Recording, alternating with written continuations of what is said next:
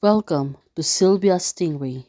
Hey guys, welcome back to my channel. It's me, Sylvia, your Yuri Manhwa translator. Hey guys, good morning. Let me present you the new chapter of The Younger Sister Just Want Me to Coax Her, chapter 111. So here it is. Let's read the story. All of the arts and illustrations are only meant for educational purpose so the readers can enjoy their manhwa readings. Mengyan, finally, she take back Kusing. I bought my sister her favorite strawberry milk this morning and it's already chilled.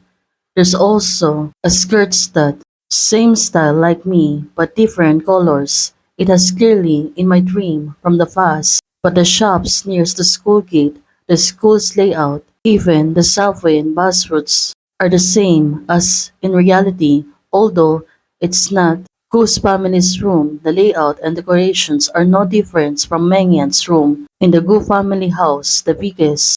Well, it turns out in this world, the two of them are really living together back then. But it seems that from time to time, she's going away.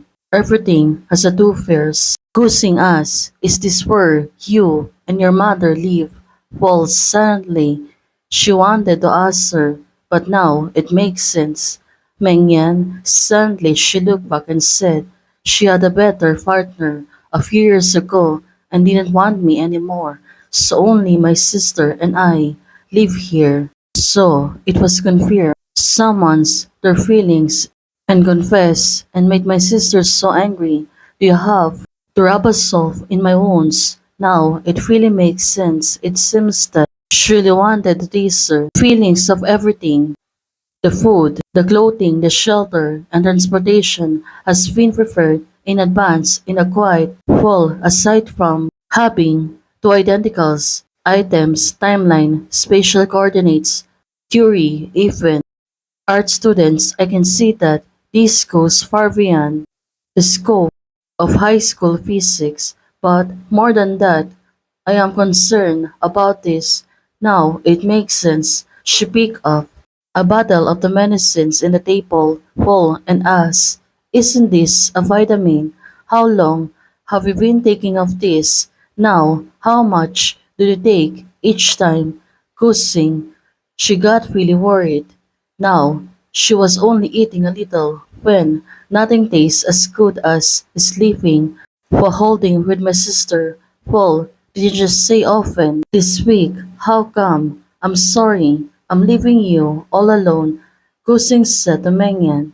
So it turns out Mengyan, she need to take this so she can evolve. Not to think about her. I'll forgive you for this time, but next time you're not allowed to leave me out for so long without my sister to share one meal. My cook can last for two meals, whether in a notebook or serialized version. The story begins with a lonely yet intelligent female protagonist in high school. Mengyan is standing in a fork in the road. Leaning left will lead to Mengyan's A, while leaning right will lead to Mengyan's. That she know, well, this is exactly what Mengyans wanted.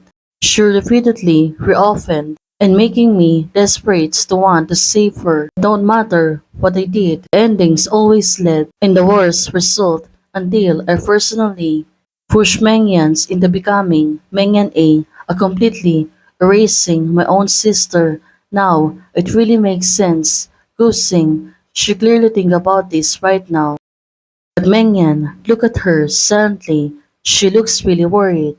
She kept staring on Gusing. What do you think? What is she going to do? Where does did a bug from a tree falls on you? Well, it was an itch in my heart, but it's reminded me of, well, Mengyan. She came closer to her. We need to check carefully to see if my sister has picked up any bugs outside. Now, Gusing, she looks really worried about her. But still, Mengyan, she's trying to tease her. Well, this time, she's preferring the vat, so Gusing can able to take a vat. Wait, I'm still wearing my clothes. Gusing suddenly said to Mengyan, Mengyan, look at her. She looks really happy. But Gusing, she keeps staring on hers. Mengyan said, then she need to ask her so she can able to help her. But still, Mengyan, she looks really tricky. Now, it's like asking her in a very cute way, saying, my feet hurt so much, please take off my clothes and help me to take a bath.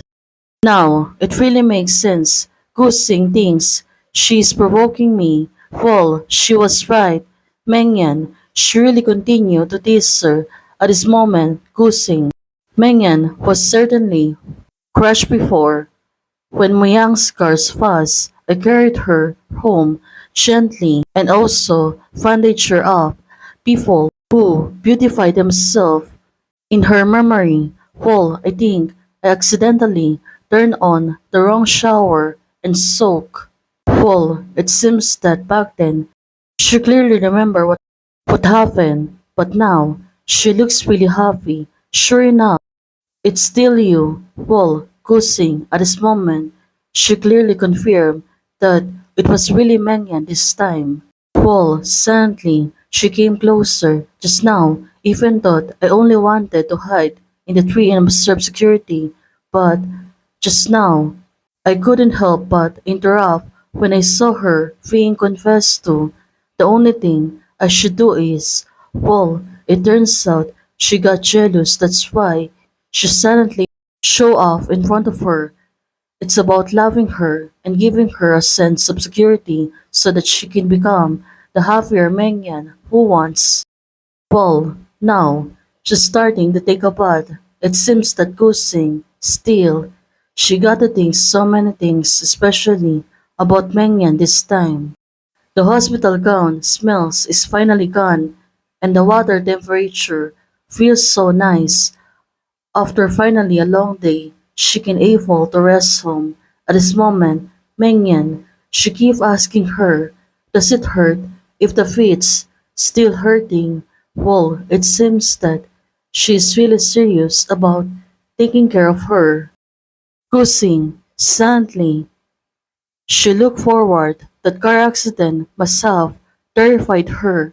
Well, still, look at her. She really wanted to see Mengyans.